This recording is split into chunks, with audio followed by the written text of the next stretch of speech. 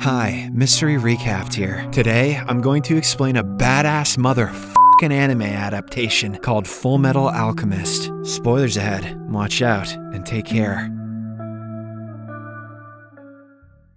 The movie is based in a fictional town of Rizembul, where people practice a rare form of art known as alchemy. Using this art, one can mold common metals like iron and cobalt into precious ones like gold. There are also people who use this art for transmutation, that is, to resurrect dead humans. However, it is not safe at all. Rumors say that if the procedure goes south, there are grave consequences. I heard one guy even lost his dick one time. In the first scene, we are introduced to the Elric brothers, Edward and Alphonse, who have been self-learning alchemy from a young age. They mostly use books from their library to carry out their experiments. One day, they prepare a toy and happily show it to their mother, who congratulates them with a warm hug. However, after they leave to play, she unexpectedly passes away due to a cardiac arrest. The boys now have no one to look after them, and their days start turning into desperation. So, not willing to give up on their mother, Edward comes up with an idea. He mentions that using the alchemy book, they can practice transmutation on their deceased mother and bring her back. Alphonse, who has heard rumors about the scary consequences, thinks that it is a bad idea, but when Edward reassures him that there is nothing to worry about, he agrees to help. In the next scene, the two brothers start their preparations. They gather all the ingredients as per the book and place them at the center of the transmutation circle. As soon as they begin chanting the ritual, a dangerously large amount of energy starts forming around the house, which eventually turns into a vortex. At this point, the brothers finally realize that their experiment has gone awry, but it is too late. The vortex ultimately rips their house off and destroys everything in sight,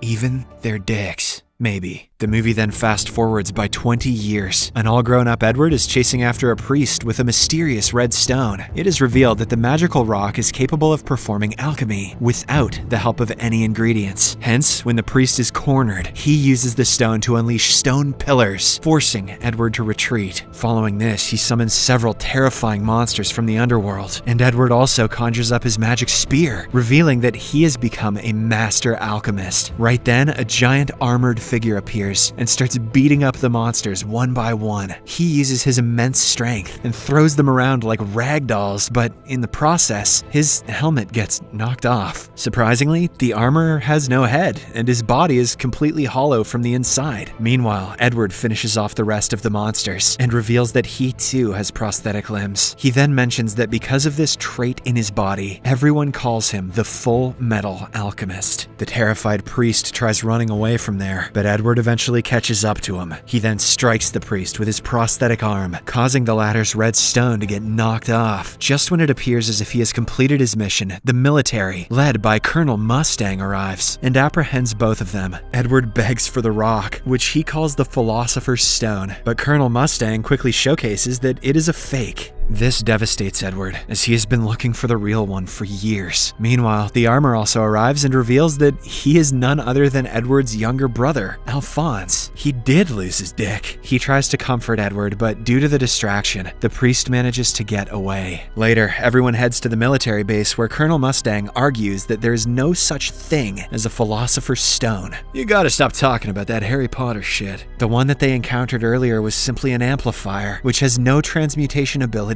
at all. However, Edward is still hopeful that the real stone is out there somewhere. He is desperately looking for it so that he can regenerate his brother and also his lost limbs. After the meeting, as Edward is preparing to head home, he meets his childhood best friend, Winry. She mentions that she learned about him through the news and now wants to help him in his mission of finding the Philosopher's Stone. Elsewhere, the priest reaches a dark room where a trio of magical gangsters are waiting for them, led by the ferocious leader Lust. The group has two other members, Envy, a tall being who can transform into anyone, and Gluttony, a fat human who has the ability to devour anything. It turns out that the priest was sent on an errand, but since he couldn't get the job done, Lust is furious. Hence, as a punishment, she extends her claws and impales him brutally. Once the priest is dead, Gluttony swoops in and eats him. Meanwhile, Edward is trying to get some sleep, but he keeps on having visions about the incident from 20 years ago. Right after the failed transmutation process, Edward is brought to the Gate of Truth, where all knowledge of the universe lies within. Then, the gate suddenly opens, and he is sucked inside by some creepy tentacles. Oh, Japan. Edward is sent flying through the universe, and at one point, he sees his mother in the distance. He desperately tries to reach out to her, but the next second, he is again brought outside the gate. However, now Edward has vast knowledge of alchemy and how to use it without the books. Right then, a transparent deity appears and introduces himself as God. Oh, he says that if anyone wants to bring their loved ones back from the dead, they will have to make a deal. Saying this, he takes one of Edward's limbs away, as the latter had tried to bring his mother back. Later, Edward wakes up in his house, which is revealed to be still intact. However, his limb is missing, and even his brother Alphonse is nowhere to be found. This makes him realize that even Alphonse sacrificed himself for the alchemy. Edward then tries to go near the place where they had conducted the experiment and notices a monstrosity of a human, which resembles nothing close to their mother. Enraged, he knocks over an armor set and starts transmuting to bring his brother back. The plan works, and he is again brought outside the Gate of Truth, where the deity is waiting for him. However, since he has requested for his brother's life, he has to again sacrifice one of his limbs. Following this, he wakes up in his bed with two of his limbs missing. His brother Alphonse has also been brought back to life, but only in the form of armor. Back in the present, Colonel Mustang takes the brothers and Winry to an experienced alchemist named Tucker, hoping that he has some information on the Philosopher's Stone. Once they arrive at his mansion, Tucker shows them his inventions. He has created some hybrid organisms by fusing different animals with one another. He then reveals that some years ago, he was a prominent state alchemist working for the government, but unfortunately, all his experiments were deemed useless and so he was kicked out. Now, he is trying his best to come up with different inventions so that he can be reinstated back to his position. Somehow I don't think inventing Cat Dog is going to do that for him. In the next scene, Tucker and Edward have a private meeting where the latter reveals his entire story and why he is after the precious stone. Tucker mentions that while he doesn't know its exact location, he will definitely help in retrieving it. Following this, Edward and Winry board a train to another city. They are attempting to meet Dr. Marco, another scientist who apparently knows about the Philosopher's Stone. Unfortunately, their first meeting is very hostile, as Marco mistakes them for bad guys and points a gun at them. In response, Edward tries to calm him down, but ends up knocking him out. When Marco regains consciousness, he refuses to talk about the Philosopher's Stone, saying it's for their own good. Just then, he notices something wrong and shoots at the window. It turns out that the deadly woman, Lust, was spying on them all along. She slowly approaches the trio, and despite getting shot multiple times in the chest, does not stop. At last, she pins everyone to the wall, using her extended claws, and then fatally stabs Marco. Whoops, thought he was wearing plot armor like you guys. Once she leaves, Marco, using his last breaths, tells Edward that the truth about the stone's origins can be found in Laboratory 5. This is apparently a secret building that is being used by the military. Edward tries to find out more about it, but sadly,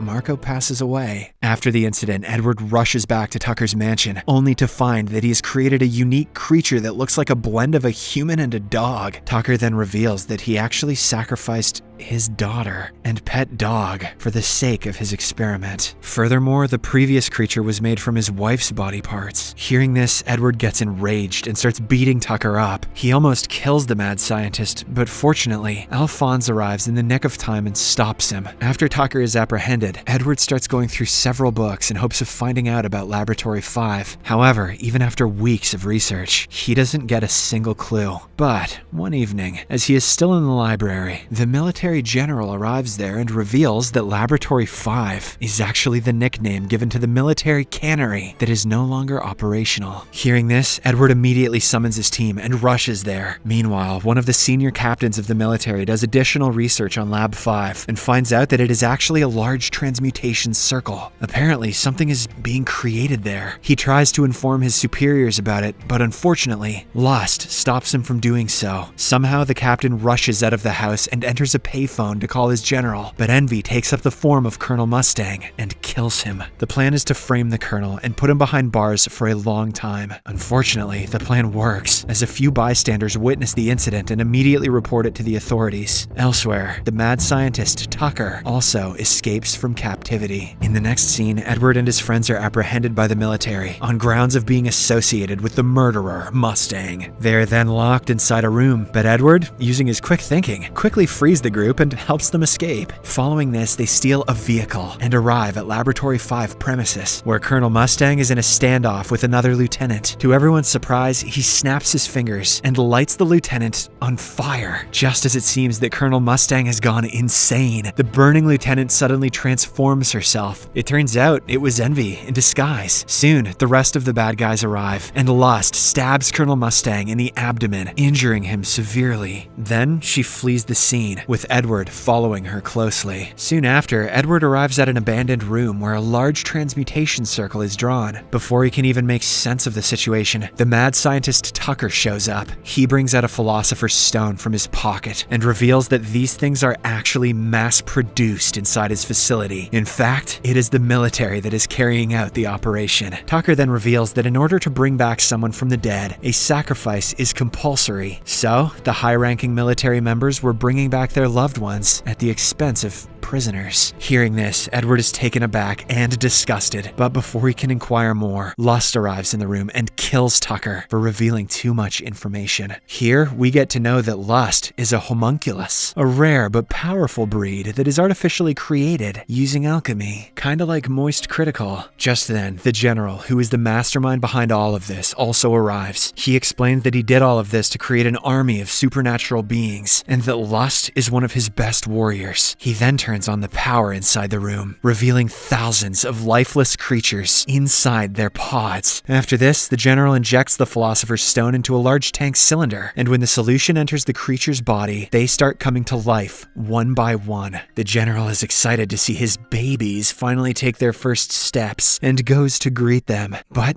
to his dismay, they immediately corner him and start tearing him up. At the same time, the Colonel, Alphonse, Winry, and the other generals also arrive at the room and team up with Edward to take down the monsters. At first, they are easily outnumbered, and it appears as if they are going to be killed. But then, Colonel Mustang figures out that in order to finish off the creatures, they have to strike their heads. Using this technique, the group eventually starts making some kills. However, the creatures just keep on coming, so Edward and his team are forced outside. There, the battle continues, as Lust and her goons also show up. Colonel Mustang, who is still reeling from the earlier injury, somehow manages to conjure up all of his strength and unleash a deadly flame, which burns Envy and eventually kills him. After this, the Colonel turns his attention to Lust, but all of his attacks are futile. She keeps regenerating her body, even after being critically impaled through the chest. As Edward and the Colonel look on in astonishment, Lust reveals that she has a Philosopher's Stone embedded within her chest. This is why she has incredible strength and healing abilities. Unfortunately for her, she reveals the exact thing that she shouldn't have. Edward, Alphonse, and the Colonel gang up on her and unleash several attacks, and when she is distracted, the Colonel rips out the stone from her chest, killing her instantly. Meanwhile, Gluttony watches all this go down from a distance. Realizing that his comrades have been killed, he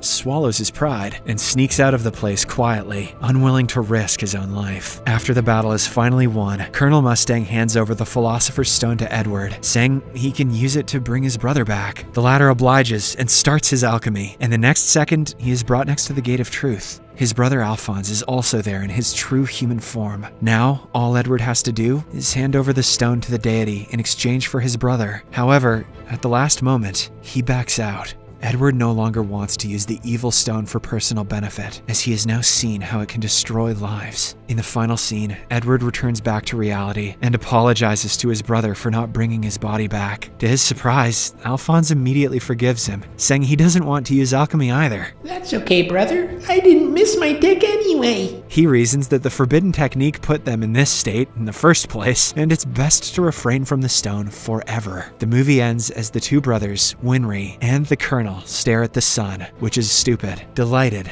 that they have rescued Earth. Subscribe for more videos like this, turn on notifications, and leave a like to help the channel out. Thank you for watching.